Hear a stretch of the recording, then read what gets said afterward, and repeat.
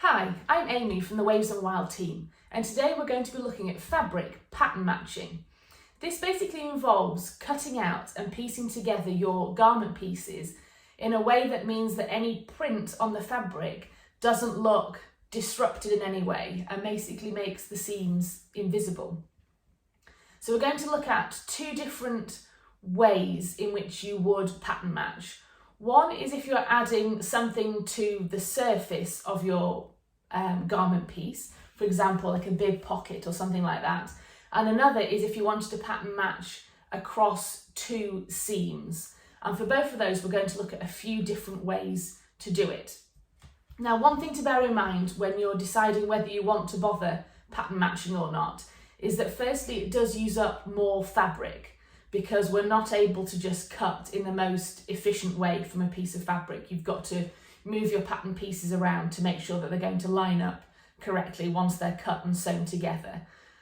Also, if you're using a very small busy print, it's probably not worth bothering because it's not going to be obvious at all in your seam if the pattern does or doesn't match. It works really well if you're using something like a large scale print like this, or if you're using a print that has really obvious vertical or horizontal, not just lines, but the way the print is done is a very obvious linear way. Also things like stripes, it can be quite good to pattern match. But don't worry if you don't want to order more fabric or take the extra time that you need to pattern match. You don't have to, and you certainly don't need to. If you look at a lot of shop bought things, they don't bother pattern matching, and that's because it takes time and more fabric, and anything handmade always looks fantastic. But if you want to have a go at pattern matching, then let's have a look at a few different ways that we're going to be able to do that. We're going to start by looking at different ways to fabric pattern match within a seam on your garment. The first method I'm going to look at is if you are pattern matching down a straight seam. So this could be something down the side of a garment or down the middle. The example that I'm going to use is the Waves and Wild Penny Pinny, which has a seam straight down the middle of the whole pinafore dress front. Now I've got my pattern piece here. It's only actually part of a piece because I didn't want to use up too much fabric to just demonstrate this. But the seam is here, and that's going to run straight down the middle of your finished garment. So the method I'm going to show you for one way to pattern match in a seam involves sewing your fabric together before you actually cut out the pattern piece. So this means that you can fold back your fabric and get the pattern matched up where you can see it really clearly, and then you're going to create that sewn seam.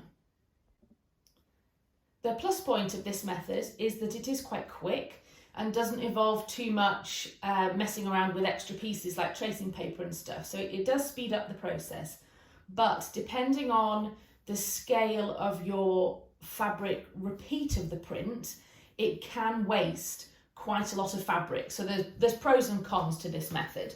So what you've got to do is, first of all, take your fabric that you're using and match it up with the two selvage edges together. So that's sort of the finished edge on your fabric. If you've got a fabric cut that's smaller than the full width of the fabric, you're just going to fold it in half so that you've got the two raw edges together. And what we're going to do is we're going to fold back the top layer, and we're basically going to create a straight fold, and we're going to work out where this bit of the pattern that runs along the fold matches up with the pattern underneath. Now, like I said, you can strike it lucky and the match comes quite close to the edge, which is a real plus point. But sometimes, especially with a large scale print, the sort of repeat of this print goes from about here to here, all the way off camera. So it's actually quite large. So what I'm going to do is I'm going to just take the time to hold the fabric at the two ends, and just for now we're just going to slowly pull it back, and we're just going to look for where the repeat starts to match up. Okay, so now I'm starting to see that we've got the same flower here and here. So we're in roughly the right place. Now you can see as well that I had the two selvage edges lined up neatly here, and I folded it back in a very even way, but the prints of the pattern are out of line, and that's because sometimes the print gets printed on the fabric at a bit of an angle, so you're going to have to work with that as well. It doesn't always happen, but sometimes it does. So what we're now going to do is, now that we've found where our repeat is going to be, and actually I can bring this back a bit so we're not wasting too much fabric. I'm just going to finger press this just to get a bit more of a crisp edge to work with. Now you could do this with the iron if you wanted to, but it would involve having to move it around and perhaps working on an ironable surface which isn't quite as firm. I'd say just finger press it yourself. It's going to be enough for now, because we are going to sew this seam in place anyway. And now we're just going to have to go by eye and move this fabric around to get it lined up. I like to choose at least 2 points to work on, and ones that aren't really close to each other. So I'm going to focus on lining up this smaller yellow flower and then this larger one here, and then that should mean that the things either side will also get lined up as well. So we're just going to do this by eye and keep that finger press in place.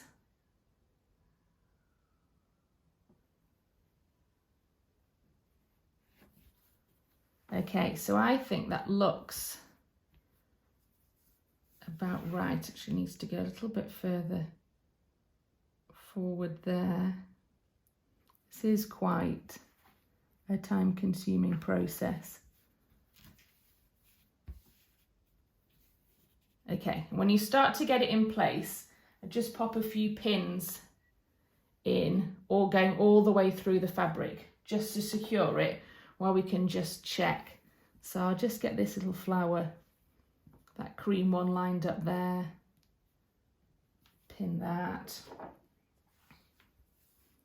Let's work on this larger one here. That's looking nicely lined up. That one that we started with as well, down at the bottom.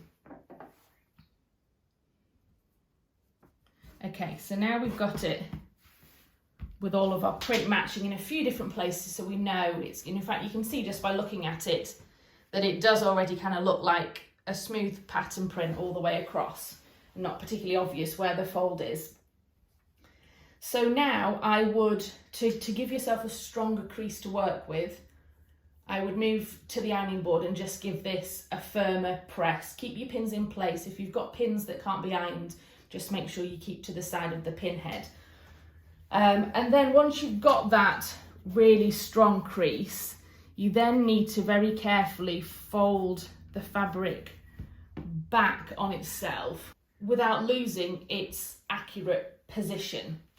So what I'm going to do is I'm going to add a few more pins just to keep the layers together, but I'm going to be reaching underneath here and pinning these 2 pieces together. I'm going to try and go as close as I can to where my fold is here, and I'm pinning right the way up here. So you want to just kind of get some pins in to secure these 2 bits of fabric together in this position, and then we can very, very carefully unpin the first pins that we put in and then put them back in place so that they're on the wrong side of our fabric. So let's take those out. I'm being very careful not to move anything other than this top piece of fabric that's then going to fold back like that, and then we can see our crease. And I'm actually going to put the pins in along the crease for now. I will move those in a moment, but I'm just going to use that as a double check before we move this onto the sewing machine. So I can take these extra pins out now. They were just there to just help secure. And now we can fold back. Basically, we've got the pins on our crease. We can fold this back and just see how our placement is doing. And actually it looks pretty good. Now any adjustments that we might need, this is the time to make them. Yeah, so that looks good. So I would now change these pins because this isn't a great orientation to have the pins when we're sewing. But what I'm going to do is I'm going to put the pin in at right angles to the seam that we're going to create before I remove the ones that we had just as our holding pins. And then what we're going to have to do is to sew basically the seam on this pattern piece, which would have run down here. We're going to sew that. So I would use your pattern piece to work out where to put it so that you're not wasting too much fabric. I'm right at the bottom edge of the fabric here. There's no point in putting it here because all of this fabric is going to be wasted as well. So I'm going to put it right down there once we've cut it out. So I'm going to just make a little mark with a fabric pen. You could also use your pins if that's easier, to just show that I want to sew. I'm going to move that a little bit up because the fabric's a bit uneven. I'm going to sew from right down here, so we've got a little bit extra, and I'm going to sew up to there. And then we've got a little bit more than what we need. Of course, remember, this is just a half pattern piece anyway, just to show you how it works. So I'm going to sew my seam, sew these two bits of fabric together along this crease, starting here and ending here, and it's then we're going to cut out the pattern pieces. So I'll just do that now. Now I've sewn the line right down here, which is going to be that central seam on our pinafore. I would say as well that if you find it quite difficult to see the crease that you're supposed to be sewing along, I would mark it with a fabric pen to help you. It wasn't too bad for me on this, but on some fabrics it could be much more difficult to see. So we'll then fold it back and have a look. I would press this with an iron again to get a really crisp seam, as you would do if you were sewing the seam in the normal way. And it's not, I'm going to zoom in a bit so you can see, it's not looking too bad. These flowers have come out really well. That looks good. That one is looking a bit dodgy. Now, depending on where this is going in your garment, will depend on whether you bother unpicking something like that. Now, if it was going to be just straight down the side and nothing was covering it up, then I would adjust this section. But actually I know, because I'm using a pattern piece where a pocket is going to be added, the pocket is going to cover that little dodgy bit up. So I'm not going to bother redoing that this time, and just make sure that you do that, because it can be quite frustrating. You get something that's not perfect and you spend ages correcting it, and then you realise it's going to be covered up anyway. So now we've checked it and we're happy with how it is. Fold the fabric back, and now you just need to cut out your piece. Now, the one thing to remember is that this piece should have been cut out as two separate mirror image pieces and then sewn together. Now, we've sort of already sewn it together, so we need to make sure that now we cut out the pattern piece, that we take the 3/8 inch seam allowance that's on this pattern into account. So I need to make sure that the sewn line that I've just created is going to fall 3/8 of an inch in from my pattern piece edge. So I need to make sure that that gets lined up. I've actually marked it on the pattern here at the bottom. I would do that to help as a guide, and get that lined up before you then cut it out in the usual way, and cut it all the way around all sides, and then you're going to have created your piece. And here is our finished pattern match straight seam, which I think is looking pretty good there. So that is the first way that you can do an inseam fabric pattern matching. The second inseam fabric pattern matching method we're going to look at involves cutting out the pattern pieces first and lining up each one individually with the print on our fabric. Now I just wanted to say first off that pattern matching when you're using a straight seam is much easier than when you're using a curved seam. And in fact, if you're using a pattern piece which has some straight and some curve, which is quite often in garments, especially in adult garments, but it does still happen quite a lot in children's ones as well.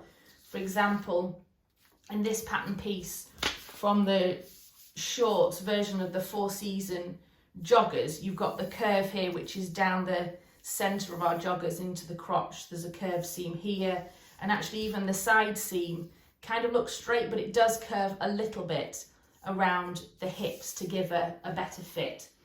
So if you're trying to match a combination of straight and curved seams in one piece, it's basically impossible, because if it matches here, it's not going to match down here because we have to be cutting from a completely different area of the fabric. You might strike lucky with a really small print and it just happens to match up quite well, but that really would just be luck. So don't think about trying to match something like joggers or an adult top has quite a lot of shape in it. You're not going to be able to pattern match everywhere, so don't worry about it. And what I recommend doing is choosing to match the most obvious place. So for example, on these Four Season short joggers, I'm going to try and match along here, which is relatively straight before it curves up to the waist. But I feel like when you're wearing it, there on the hip is going to be more obvious than the pattern that's very close to the waistband that possibly might be covered with a t-shirt or something. So choose a point to focus on that you think is going to be the most obvious one, and that's what we're going to work on pattern matching when we're dealing with straight seams and curved seams all at the same time. So there are two different ways that we can pattern match when working with these sort of pattern pieces, and I'm going to show you both of them, and it is really down to personal preference and also the exact print on your fabric as to which one might be the better choice. So we're working with these Four Season shorts, and just so you can imagine it, this is obviously half of the shorts. This here is the centre seam and the crotch, and then this is the seam that's going to sit almost like this on the finished shorts right down the side of the hip. So that's the seam that we're going to work on pattern matching, and we're not even going to think about this in the middle because it's just not going to work out. So here are the two different ways that you can do this. Because I'm working with quite a linear print, it even has these straight lines to work with, and of course you could use this method for a plain stripe because all you're matching up is the stripes, there's no other details to worry about. We're just going to work on making sure that both of our pattern pieces are cut on the same horizontal lines basically. So if I start with the front leg piece, I'm just going to put that wherever I want on my fabric. I'm just going to show you where the edges are. Here's the bottom edge of my fabric. So I'm going to cut this in a relatively economical way. I'm going to line it up like that. Make sure that my stretch line is even. That's showing the shape of it, and you can see how it's curving. If this was a straight seam, it would actually end right about here where my finger is. So that's how we're going to cut it out. And what we're going to look at is exactly where key points on our print are going to fall. So in actual fact, I'm going to move it down a little bit just to make life easier because it is going to fit. So basically, the very bottom corner here is right on a line. And actually, just by a strange coincidence, the top point is also right on a line. But just having one is going to be enough for us. So if I now take my second piece, which when we sew it together is going to be here, I'm going to make sure that I cut it on that same line. So in this example, I can just line it up like this. And it means that when it gets sewn together, although the people, which change quite often along the print, aren't going to carry on in their correct sequence, if I cut it like this, the lines at least will carry on across the shorts and it's going to look pretty well pattern matched. because it's quite a busy print as well, you're going to have to look really closely to realise that, oh, it should have been 2 people with a star next to each other and actually it's 1 person in a wall or something like that. But that's going to make it really pattern match well enough for it to look really good. And then you would just cut those out as they were and sew it together just following the pattern. The second way to pattern match on a curved seam or a slightly straight and then curved seam is to focus on one area and get that matched, and then basically hope that the rest looks okay once you get further above.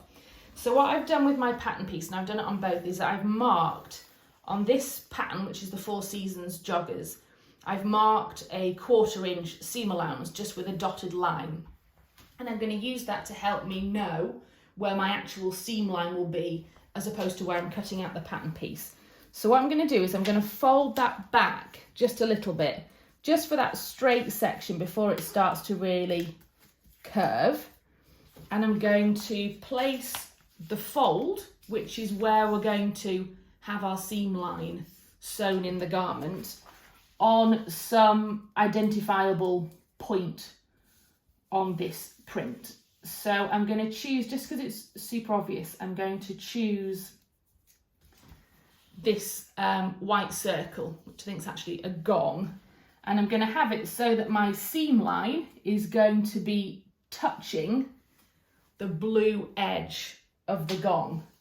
And then I would fold back this piece, obviously, because we don't want to miss out cutting our seam allowance, but that's where the sewing is going to be. So that's going to go there.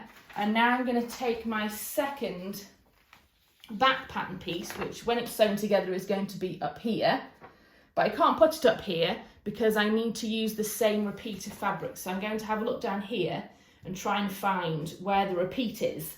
So this is quite a good example of a print because there's lots of differences that we can look for. So as well as wanting to match up with the gong, I then also want the person throwing stars here and then the 2 people holding them there. So that's because there's a few different gongs. I don't want to match up to the wrong one. So the repeat appears in a few different places. It's here, but this isn't going to give us enough space. The pattern pieces are overlapping, so that's no good. So I need to look for another one. Here, again, they're overlapping, but luckily this pattern repeats quite often, so I'm going to be using this one down here.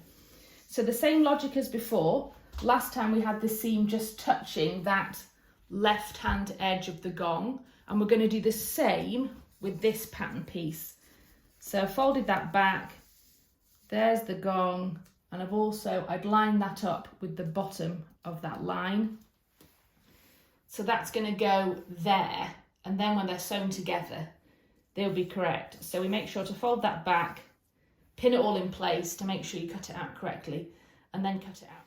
And here's our 2 pieces cut out. Now, of course, they don't look like they're going to match at all, but that's because we've got the seam allowance in both of them. But you could give it a double check before you sew by putting them right sides together and then just pop a horizontal pin in where the 1/4 inch seam allowance would be. I'm just estimating it just to show you. Fold it back, and actually that's going to match up really well. Now, like we said before, of course it's not going to be perfect higher up because we've got that curve, but the lines are still matching up nicely, so I think that's going to look really good.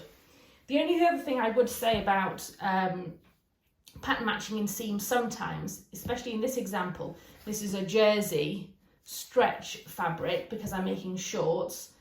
That's going to give a bit more movement, of course, when you sew together. So I would pin more than you usually do along this seam to keep it nicely in place, just to avoid any fabric stretch that's going to knock it out of line. And you can also double check, kind of like we did on the first method when we were folding back to have a look. When you pin, you can fold back and check, try and get some of these lines lined up when you pin, especially on the curve. That's going to help make it look even better once you've sewn it together.